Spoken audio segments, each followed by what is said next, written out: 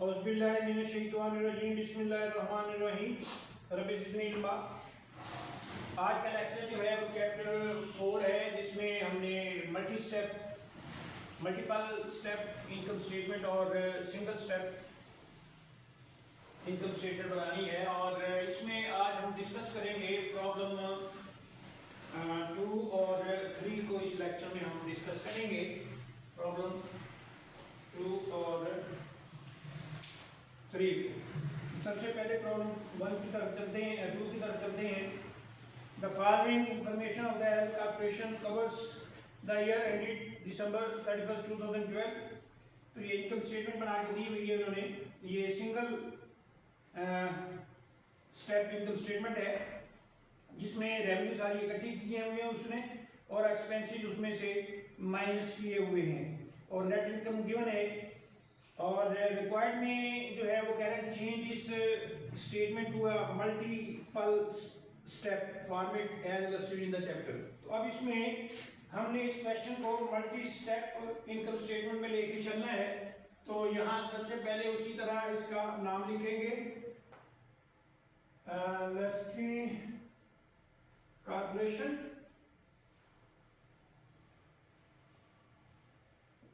और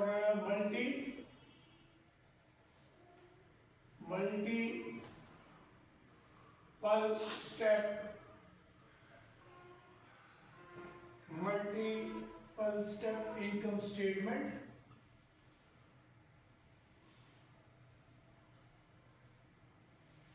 for the year ended December 31, 2012। तो यहाँ मल्टीपल स्टेप बनाएंगे तो यहाँ जो है हम इसकी आउटर कॉलम बना लेते हैं, और साथ ही इसका ये आउटर हमने बना लिया। तो वन बाय वन, तो इसमें सबसे पहले है revenues from sale. Revenue from sales and 3,62,000 less cost of product sold, less cost of products sold, 2,42,000 gross profit,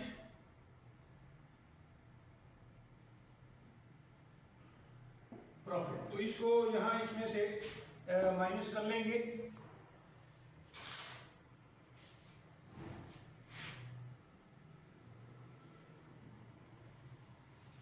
तो ये हमारे पास आ गया, ये 1,20,000, 1,20,000 लेस ऑपरेटिंग एक्सपेंसेस माइनस करेंगे।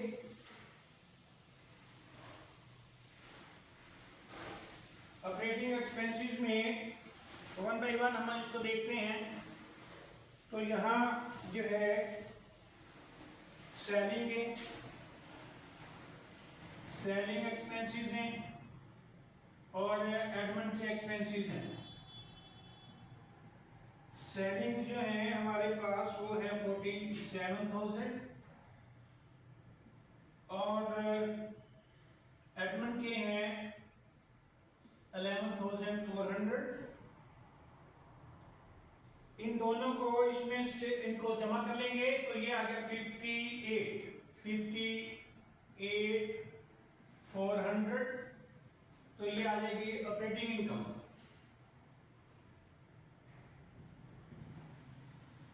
नेट ऑपरेटिंग इनकम भी कह सकते हैं, इनकम फ्रॉम ऑपरेशन भी कह सकते हैं। तो इसमें से इसको अब हम माइनस करते हैं। तो ये है जी 1,20,000 माइनस 58,400। तो जी ये हमारे पास आ गया 61,600 लेस इंटरेस्ट एक्सपेंस लेंगे। इंटरेस्ट एक्सपेंसेस जो है हमारे पास यहाँ और अदर इनकम है तो वो जमा कर लेंगे इसमें। एंड जो है अदर इनकम जो है हमारी जो है दो दी गई हैं और एक्सपेंसेस दिए गए हैं, तो यहाँ हम ऐड कर लेंगे अदर, ऐड अदर इनकम और एक्सपेंसेस। तो यहाँ एक हमारे पास है रेंटल इनकम है, रेंटल इनकम, रेंटल इनकम है 1000 और इंटरेस्ट जो इनकम है हमारी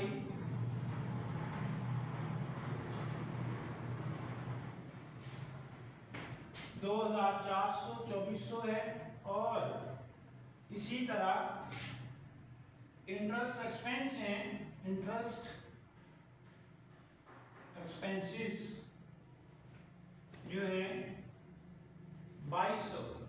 आप इनको इनर में भी लिख सकते हैं, इनर में ऐड बैक करके फिर आगे जाके माइनस या प्लस हो जाएंगे। अब इसका नेट इफेक्ट हम देखते हैं, तो इसको जमा कर लेंगे। तो ये आ गया जी हमारे पास 61,600 जमा 1,2400 माइनस 2200, तो ये आ गया जी 62,800, 62,800। इसे हम लिखेंगे इनकम बिफोर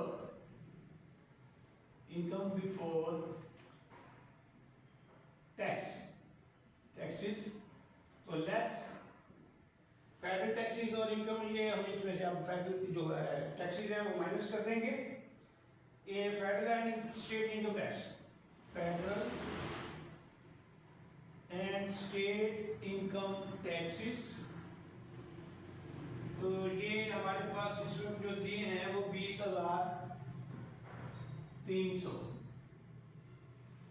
20,300, तो इसमें से माइनस कर देंगे तो ये आ गया 500,242, ये नेट इनकम आ गई हमारे पास। तो यहाँ ये इसको जस्ट हमने इसमें मल्टी स्टेप इनकम स्टेटमेंट में इसको हमने बनाना था। तो ये क्वेश्चन 2 प्रॉब्लम 2 था। प्रॉब्लम 3 पे चलते हैं। प्रॉब्लम 3 में है problem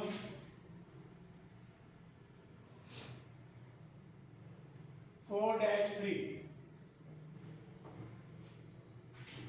The account of consolidated can contain the following amounts of December 31: cost of goods product sold है, dividend है, extraordinary gain है, income tax है, interest expense है, other income है, retained earning है, sales है, selling and admin है। तो यहाँ required है prepare a multi-step income statement combined with the reconciliation of retained earning for the year ended and December 31st 2012। तो ये यहाँ भी हमने मल्टी स्टेप इनकम स्टेटमेंट बनानी है और रिटेन अर्निंग भी बनानी है। तो इसी तरह इसका कंपनी का जो है फिर हमने देखते हैं। तो ये कंसोलिडेटेड जो है वो दिया गया है, कैन कौन सा कंसोलिडेटेड,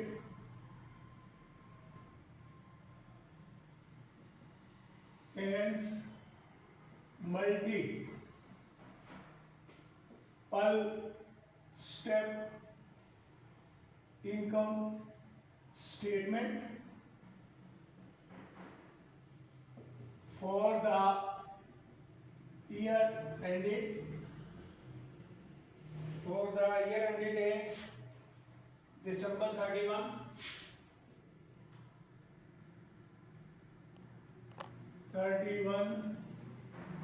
2012। तो ये अब इसमें उसी तरह 1 by 1 जो है आउटर कॉलम बना लेते हैं और यहाँ हम लेंगे सेल्स। सेल्स जो है गिवन है 4,80,000 लेस कास्ट ऑफ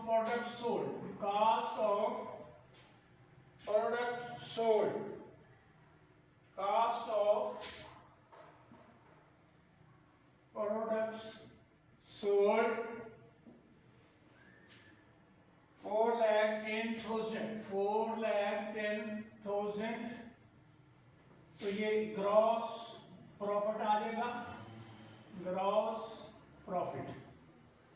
तो इसमें से इसको माइनस कर देंगे हम,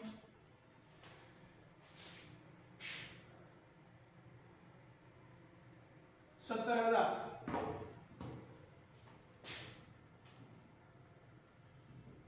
अब इसमें से माइनस करेंगे हम ऑपरेटिंग एक्सपेंसेस लेस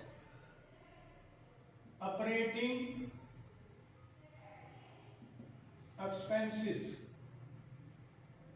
यहां इसमें सेलिंग एंड एडमिन के इकट्ठे ही दिए गए हैं, दोनों को जमा ये लिख लेंगे, सेलिंग एंड एडमिनिस्ट्रेटिव एक्सपेंसेस 42,000। तो इसको इसमें से माइनस कर देंगे,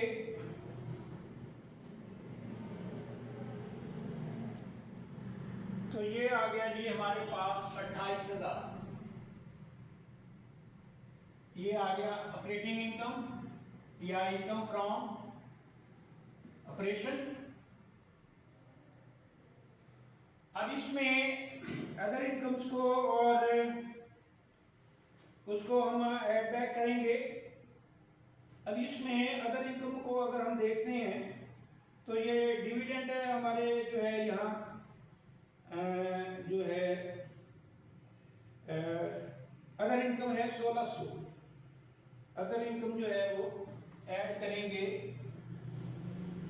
अदर इनकम और एक्सपेंसेस। तो यहां ये अदर इनकम है, अदर इनकम 1600 और इंटरेस्ट एक्सपेंस है 87,000। तो इसको प्लस माइनस कर लेंगे तो ये हमारे पास जो है 28,000 माइनस 8,700, तो ये हमारे पास आ गया 20,900। 20,900 ये आ गया जी हमारे पास income before taxes less income taxes. Income taxes जो यहां है हमारे पास 9,300। 9,300 तो ये आ गया 600 और ये आ गया 21। तो ये आ गया इनकम आफ्टर जो है टैक्स, इनकम आफ्टर टैक्सेस। अब इसमें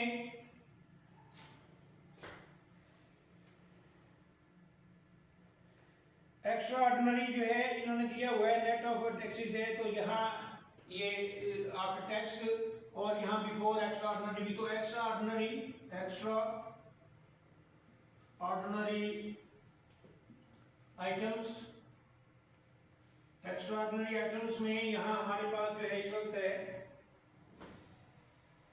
गेन है, एक्स्ट्रा ऑर्डिनरी गेन। तो ये गेन है यहां दिया गया है 1,000। तो ये जमा कर देंगे तो ये 22,600।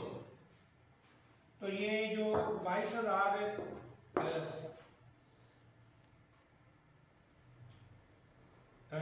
यहां जो है ये 11,000 आया था और ये आ गया 12,600। तो ये हमारे पास जो है नेट इनकम आ गई है, नेट इनकम। अब इसमें आगे जो है रिटेन अर्निंग भी रिक्वायर्ड है, तो रिटेन अर्निंग हम यहां बना लेते हैं next.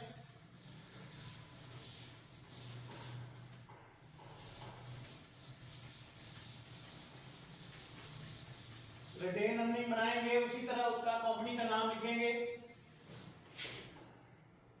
Consolidated cash statement of retained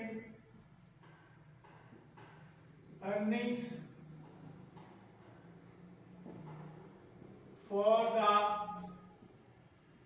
year ended December 31, 2012। तो यहाँ इसमें सबसे पहले ओपनिंग लेंगे, ओपनिंग बैलेंस लेंगे। ओपनिंग बैलेंस यहाँ हमें जो गिवन है रिटेन अर्निंग का 2,70,000, तो यहाँ लेंगे ओपनिंग बैलेंस इसका रिटेन अर्निंग का, क्योंकि रिटेन अर्निंग बना रहे हैं। तो ओपनिंग बैलेंस है 2,70,000 प्लस इसमें आएगा जो नेट इनकम अभी हमने कैलकुलेट की है 12,600, तो ये जमा कर लेंगे, ये आ गया 2,82,600। अब इसमें से यहाँ डिविडेंड की बात कर गया है, डिविडेंड जो है इसमें माइनस करेंगे 3,000 लेस डिविडेंड, लेस डिविडेंड 3,000। तो इसमें से इसको हम माइनस कर देंगे, तो ये 6,972, तो ये एंडिंग बैलेंस आ गया है किसका, रिटेन अर्निंग का। रिटेन अर्निंग का ये एंडिंग बैलेंस है। तो ये रिक्वायरमेंट्स थी इसमें जो है क्वेश्चन 3 की, ये 2 और 3 हमने इसमें किया। अगर आपको कोई इसमें प्रॉब्लम हो तो आप डिस्कस कर सकते हैं। Thank you.